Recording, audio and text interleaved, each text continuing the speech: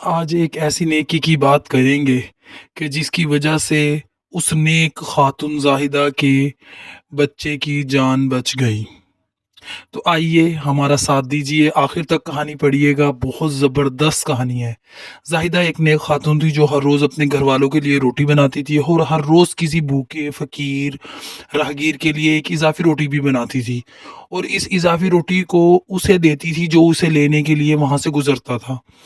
اور ہر روز ایک اندھا فقیر وہاں سے گزرتا اور روٹی لے جاتا، اور گھر والوں کا شکریہ ادا کرنے کے بجائے یا ان کا احسان ماننے کے بجائے یہ کہہ کر چلا جاتا کہ جو برائی تم کرتے ہو وہ تمہارے پاس رہے گی، اور جو تم نیکی کرتے ہو آپ کے پاس واپس آئے گی۔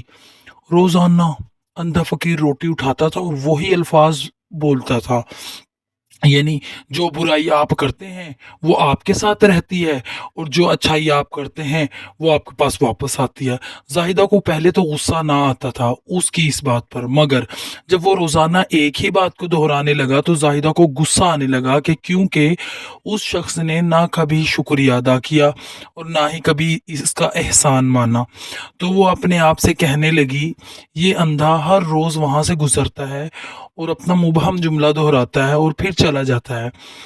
ایک دن زاہدہ نے اس اندھے فقیر سے اس کا مطلب پوچھنا چاہا، مگر اس نے اس کا کوئی جواب نہ دیا۔ اس سے اگلے دن بھی اس نے یہ بات دہرائی تو زاہدہ نے پھر وہی اپنا سوال دہرایا، مگر فقیر نے اس کی کسی بات کا جواب نہ دیا اور اس کی بات کو نظر انداز کر کے آگے چلا گیا۔ 2-3 مرتبہ مسلسل اسی طرح فقیر نے اس کی بات کو کوئی اہمیت نہ دی، تو آخر کار ایک دن وہ اس کے روز روز کے اس جملے سے تنگ آ کر آخر کار اس نے ایک فیصلہ کیا۔ اس نے اپنا ذہن بنایا اور فیصلہ یہ کیا کہ میں اس اندھے فقیر سے چھٹکارا حاصل کر لوں۔ اس نے اس روٹی میں کچھ زہر ملایا جو اس نے اس کے لیے بنائی تھی اور اسے کھڑکی میں رکھ رہی تھی کہ اس کے ہاتھ کانپنے لگے۔ میں کیا کر رہی ہوں؟ اس نے فوراً اپنے ہاتھوں سے اس روٹی کو ضائع کر دیا۔ پھر اس نے ایک اور روٹی بنا کر کھڑکی پر رکھ دی۔ حسب معمول اندھا فقیر آیا اور روٹی لے کر بولا، تم جو برائی کرتے ہو وہ تمہارے ساتھ رہتی ہے اور جو تم اچھائی کرتے ہو وہ واپس آ جاتی ہے۔ وہ زاہدہ کے دماغ میں بھڑکتی ہوئی کشمکش سے بے خبر اپنے راستے پر چلا گیا۔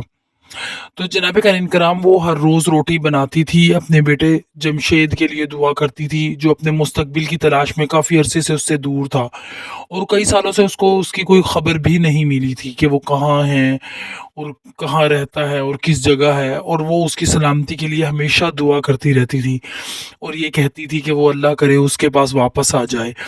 اس دن جب اس نے زہر آلود روٹی سے نجات حاصل کی تو شام کو گھر کا دروازہ کھٹکھٹایا۔ جب اس نے دروازہ کھولا تو اسے حیرت ہوئی کہ اس کا بیٹا جمشید دروازے پر کھڑا تھا۔ وہ پیلا اور تھکا ہوا تھا اور اس کے کپڑے تقریباً پھٹ چکے تھے، اور وہ بھوکا اور تھکا ہوا بھی تھا۔ اور جیسے ہی اس نے اپنی ماں کو دیکھا اس نے کہا، ماں، یہ ایک معجزہ ہے کہ میں یہاں ہوں۔ یہاں سے چند میل فاصلے پر میں انتہائی تھکا ہوا تھا، اور اتنا تھکا ہوا تھا کہ میں راستے میں ہی گر گیا اور میں تقریباً مر گیا تھا۔ اگر ایک آدمی کا گزر نہ ہوتا تو میں نے اس سے التجا کی کہ مجھے اس کے ساتھ کوئی کھانا دے، اور وہ آدمی اتنا ہی مہربان تھا جتنا اس نے مجھے روٹی دی۔ اس نے اسے مطلب اپنی کھانے کی روٹی اسے دے دی، اور مجھے دیتے وقت اس نے کہا یہ اس کا روز کا کھانا ہے اور آج وہ مجھے دے گا کیونکہ میری ضرورت اس کی ضرورت سے بھی زیادہ ہے۔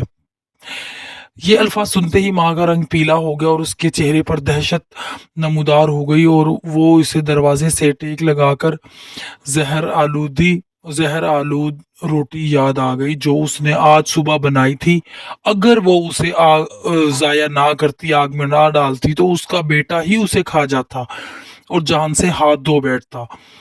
اس کو اس وقت وہ فقیر کے وہ الفاظ یاد آئے کہ اس کو اس وقت وہ مطلب اس کا سمجھ آیا کہ جو برائی آپ کرتے ہیں وہ آپ کے ساتھ رہتی ہے اور جو اچھائی آپ کرتے ہیں وہ آپ کے پاس واپس آتی ہے۔ جب ہم کسی کے ساتھ برائی کرتے ہیں تو ہمارے ساتھ بھی ویسے ہی برائی ہوتی ہے، اور جب ہم کسی کے ساتھ اچھائی کرتے ہیں تب بھی ہمارے ساتھ ویسی ہی اچھائی ہوتی ہے۔ کسی کے لیے برا مت سوچنا چاہیے، جو کسی کے لیے کنواں کھودتا خود اس میں گرتا ہے۔ تو جناب، اگر آپ کو ہماری یہ تحریر اچھی لگی ہو، ہمارے چینل کو سبسکرائب کر کے ہماری حوصلہ افزائی کریں، ہماری ویڈیو کو لائک کریں اور ہمیں آگے دوستوں میں شیئر کریں۔